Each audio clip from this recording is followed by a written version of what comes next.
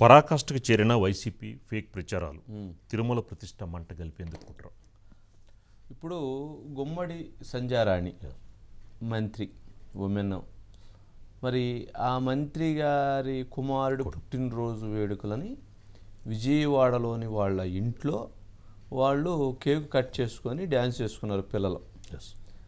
దీనిని తిరుమల తిరుపతి దేవస్థానం సన్నిధిలోని పద్మావతి గెస్ట్ హౌస్లో ఈడ కేకులు కట్ చేసుకొని డ్యాన్స్ వేసారని చెప్పని వైఎస్ఆర్సీపీ పార్టీకి చెందినటువంటి సోషల్ మీడియాలో వీటిని ఫేక్ పెట్టి వాటిని ప్రచారం చేయటం మొదలుపెట్టారు. వాళ్ళు మేము ఇక్కడ ఉంటే తిరుపతిలో జరిగినట్టుగా ఏ విధంగా అడ్రస్ చేస్తారనేది వాళ్ళకి అర్థం కాలేదు. అంటే వాళ్ళు దాని మీద చివరికి ప్రజలకి ముందు నిజము గడప దాటేలోపు అబద్ధం ఊరంతా తిరిగి వస్తుంది. అందుట్లో ఒక మంత్రి గారి కుమారుడు తిరుమల తిరుపతి దేవస్థానం పద్మావతి సన్నిధానంలో అక్కడ డ్యాన్సులు వేసారు అని అంటే అది దేశం మొత్తం కాదు, ప్రపంచం మొత్తం తిరిగిద్ది. నిజమేంటి, విజయవాడ వాళ్ళ ఇంట్లో వాళ్ళ బంధువుల సమక్షంలో స్నేహితుల సమక్షంలో కేక్ కట్ చేసుకొని డ్యాన్స్ వేశారు. అది వాస్తవం గడప దాటలా, నిజం గడప దాటలా. కానీ వీళ్ళు పెట్టినటువంటి అబద్ధం మాత్రం దేశం మొత్తం తిరిగింది. వాళ్ళకి బయటకు వచ్చి గుమ్మం బయటకు వచ్చి ఏం జరిగింది అని తెలుసుకునేలోపు ఏంటి మీరు తిరుమల పద్మావతి గెస్ట్ హౌస్లో డ్యాన్సులు వేసారని చెప్పని వాళ్ళ మీద ఒక ప్రచారం వెళ్ళిపోయింది. రే నాయన ఇదేంటి అసలు అని చెప్పని ఆమె పాపం మహిళా మంత్రి కన్నీరు మున్నీరే ఏడ్చింది. ఇదేంటి ఇంత దారుణం, మా ఇంట్లో మేము చేసుకుంటే తిరుమల పవిత్రమైనటువంటి దేవాలయంలో మా మీద ఈ రకమైనటువంటి అపప్రచారాన్ని చేస్తారా? ఆ భగవంతుడు అంటే మాకు భయం భక్తి, ఆ నమ్ముకున్న దేవుడి దగ్గర మమ్మల్ని ఈ రకమైనటువంటి ఇది చేస్తారని వాళ్ళు చివరికి బయటకు వచ్చి ప్రెస్ మీట్ పెట్టి చెబితే, ఈ విషయాన్ని లోకేష్ గారికి చెబితే ఆయన ఈ వార్తలను నమ్మొద్దని మళ్ళీ ఆయన దాన్ని ట్వీట్ చేసి ఆ మెసేజ్ని బయటికి కమ్యూనికేట్ చేసిన పరిస్థితి ఏర్పడింది. అంటే ఎంతటి బరి తెగించేస్తున్నారు. ఒకసారి ఆ బయట ఉంది పాపం, బయట వేయండి. సభ్యతా సంస్కారం లేకుండా కొన్ని కుక్కలు నా కుటుంబాన్ని, నా పిల్లల్ని, నా భర్తని, అందరినీ అవమానపరచాలని కొన్ని ఫోటోలు వీడియోలు పెడుతున్నారు. 1వ తేదీ ఉదయం తిరుపతిలో దర్శనం అయింది మాకు. ఆ రోజు రాత్రి మళ్ళీ విజయవాడ వరదల కారణంగా నారా చంద్రబాబు నాయుడు గారు పూర్తిగా కలెక్టరేట్ లో ఉండిపోతున్నారని నైటే నేను ఇక్కడికి వచ్చేసాను. నేను గాని, నా కుటుంబం గాని, నా అనుచరులు గాని, నా స్టాఫ్ గాని ఎవరు కూడా పద్మావతి గెస్ట్ హౌస్ లో లేవు. ఆ గోవింద నామాలు జపించే వ్యక్తిగా చెప్తున్నాను, నిజంగా ఈ వీడియోలు వైరల్ చేసిన వాడు ఎవడో గాని, ఆ కుక్కలు ఎవరో గాని, మీకు నిజాలు తెలుసో లేదో నాకు తెలియదు, భగవంతుడు మాత్రం మీకు చూపిస్తాడు.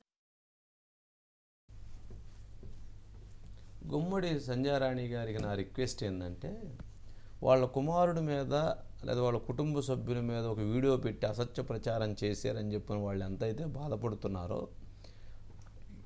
గత 4 నెలలుగా అంతకుముందు 5 సంవత్సరాలు చేసినటువంటి విష ప్రచారం, అసత్య ప్రచారం ఎంతోమందిని వేధించారు, ఎంతోమందిని బాధ పెట్టారు, ఎంతోమంది మీద ఒక తప్పుడు అంశాలని మరి వ్యక్తం చేశారు. గుమ్మడి సంధ్యారాణి గారు గతంలో జరిగినటువంటి వీటన్నిటి మీద, అంటే భువనేశ్వర్ గారి మీద, బ్రాహ్మణి గారి మీద, లేక ఎంతోమంది చివరికి హోమ్ మినిస్టర్ అదితి గారి పైన, ఇదే సంధ్యారాణి గారి పైన, ఇలాగ ఎంతోమంది పైన, మహిళల పైన అత్యంత నీచమైనటువంటి కామెంట్స్ పెట్టినటువంటి వాళ్ళు, ఇప్పుడు కూడా అట్లాగే నీచమైనటువంటి కామెంట్స్ పెడుతున్నటువంటి వాళ్ళు, అవాస్తవాలని వాస్తవాలుగా, వాస్తవాలని అవాస్తవాలుగా చిత్రీకరించి చేస్తున్నటువంటి వాళ్ళపైన గుమ్మడి సంధ్యారాణి గారు ఒక కంప్లైంట్ రాసి రిటర్న్గా వీళ్ళందరిపైన చర్యలు తీసుకోమని హోమ్ మినిస్టర్ అనిత గారికి, చంద్రబాబు నాయుడు గారికి ఇస్తే సంతోషపడతారు.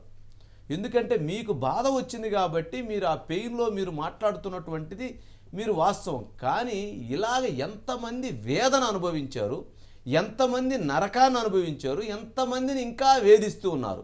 నిన్న సిసోడియా లాంటి ఒక ప్రిన్సిపల్ సెక్రటరీ రెవెన్యూ, ఆయన ఇలా కూర్చొని దాన్ని ఇలా ఫోటో మార్ఫింగ్ చేసి దాన్ని పెట్టి ఆయన ఆఫీసర్లో మంత్రులు లెక్క చేయట్లేదని ఒక వీడియో పెడతారు.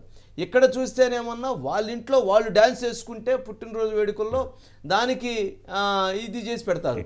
మరి గుమ్మడి సంధ్యారాణి వాళ్ళ కుమారుడు వాళ్ళ ఫ్రెండ్స్ డ్యాన్స్ చేసుకుంటే అంత బాధపడిపోతున్నటువంటి వైసీపీ సోషల్ మీడియా వాళ్ళు వాళ్ళ దగ్గర మంత్రులుగా పనిచేసినటువంటి వాళ్ళు నృత్యాల మీద నృత్యాలు చేసి ఎగిరితే మాత్రం అవేమీ ఆ వీడియోలేమి వాళ్ళకేమీ విచిత్రంగా ఏమీ కనపడలేదా? మరి వేసారు కదా అప్పట్లో డ్యాన్సులు. ఆమె ఎవరో ఉత్తరాంధ్రగా చెందినటువంటి ఒక మంత్రి మామూలుగా అసలు ఓ జగనన్న అనే మామూలుగా వేసారా? అట్లాగే మన రోజా అక్క ఇక రామ ఎన్ని వేసింది, ఎన్ని డ్యాన్సులు. మరి ఇట్లాంటి వాళ్ళు చాలామంది ఉన్నారు కదా. మరి వాళ్ళందరూ వాళ్ళకి ఏం కనపడవా? ఇప్పుడు కొత్తగా వచ్చినటువంటి ఒక మ్యాచ్ అసలు మామూలుగా ఆ వీడియోలు, ఆ విన్యాసాలు, ఆ వ్యవహారం, ఆ ఫోన్లు, ఆ వీడియోలు, ఆ కథ అవన్నీ మరి అవన్నీ ఏమీ కనపడవా? అంటే అవన్నీ వాస్తవాలు బయటకు వస్తున్నాయి కాబట్టి ఇలాంటి అవాస్తవాలను బయటికి తీసుకొచ్చి పెట్టి వాటికి మధ్య వీళ్ళు అట్లాగే చేస్తున్నారు, వీళ్ళు ఇట్లాగే చేసుకున్నారని ప్రజలు అనుకునే విధంగా తయారు చేయడానికి ఒక కుట్రపూరితమైనటువంటి వ్యవహారాలకు తెరదీస్తున్నారు. మరి దాన్ని ప్రభుత్వంలో మంత్రిగా ఉన్నటువంటి వాళ్ళే పట్టించుకోకపోతే, మంత్రిగా ఉన్నటువంటి వాళ్ళే దాని మీద యాక్షన్ తీసుకోకపోతే, మంత్రిగా ఉన్నటువంటి వాళ్ళే బాధపడిపోయి ఇది అన్యాయం అక్రమం అని చెప్పేటువంటి పరిస్థితి ఉంటే ఇక సామాన్యమైనటువంటి వాళ్ళ పరిస్థితి ఏంటి? మరి ప్రశ్నిస్తున్నటువంటి మీడియా పరిస్థితి ఏంటి? మరి వీళ్ళందరి పరిస్థితి ఏంటి? వీళ్ళ మీద ఎన్ని దాడులు జరుగుతున్నాయి, ఎంతటి అన్యాయం జరుగుతుంది? మరి మంత్రిగా కూర్చున్న మీ పరిస్థితి ఎట్లా ఉంటే మీరు మామూలు వ్యక్తుల యొక్క పరిస్థితి ఏంటి? సామాన్య మానవుడి పరిస్థితి ఏంటి? ప్రశ్నిస్తున్నటువంటి వాళ్ళ పరిస్థితి ఏంటి?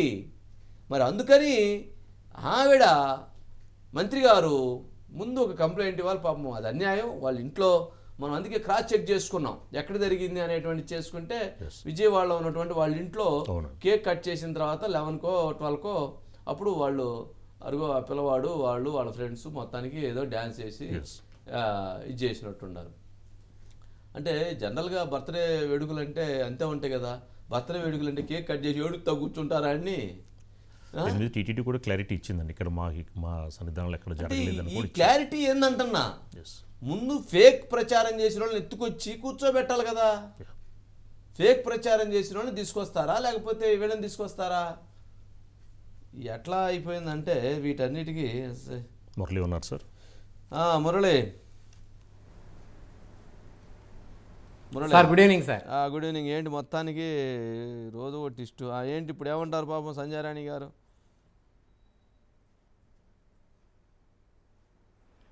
సంధ్యారాణి గారు అంటే వివరణ ఇచ్చుకున్నారు అంతే అండి.